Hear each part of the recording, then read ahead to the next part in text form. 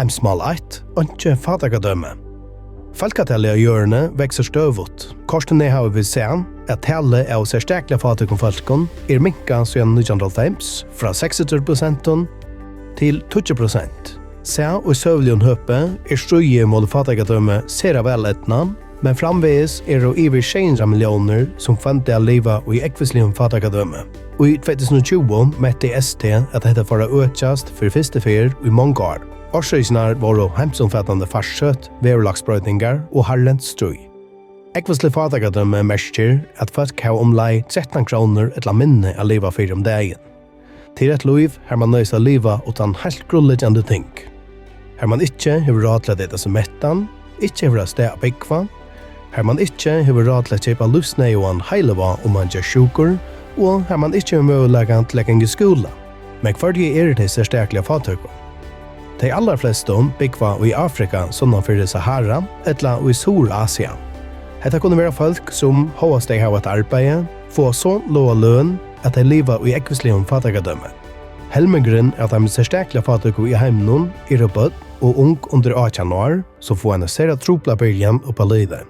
Men selv et liv har det livet for mer enn 13 kroner om dagen, ikke det samme som at det godt liv. Tui Heimsmal 1, et mål om å borstebeina alt fatagadømme innan 2030. Hetta merker at framt å finne løsner og hjelpe dem særsterklige fatøkker ur ekvislige fatagadømmen skal fokus eisne være av lodfastligt fatagadømme. Man lodfastlige fatøk eller fatøkker man verden så har som futjarlige muligheter og livjomstøver som resten av feltene i landene hever. Eisen i Danmark mettverur at iver 21.000 liva i fatagadømme. Borstebeining av fatagadømme merker ikke einans at ikke feltje mer pening. Heimsmal 1 hever i verleggene nekk vi hinne heimsmalene å gjøre. Borstebeining av fatagadømme skal trykke at folk kunne liva et sømlet og trygt liv her de får mat, skolegang, grunnleggende helserøkt, prevensjon, rent vatten og vesen, el, flottning og mulig nega så enfalt som en syklom. Ta vi mennesker hava etgang til grunnleggende ting i livnen, kunne vi menna menneskeslige tilfunge. Tog finnes nekve fellesskaper som arbeider fire at hjelpe bøttene til en gode byrjan og på livet, til dømes SOS Børnebøyerne som hjelper 144.000 bøttene og ungen ved å få en utbygging.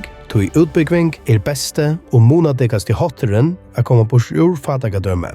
Ikke heimsmal stender ensamalt, og sammen kunne de brøyte heimen. Om du vil vite mer, så vidt jeg læringssøyna snær.fo framskak heimsmal.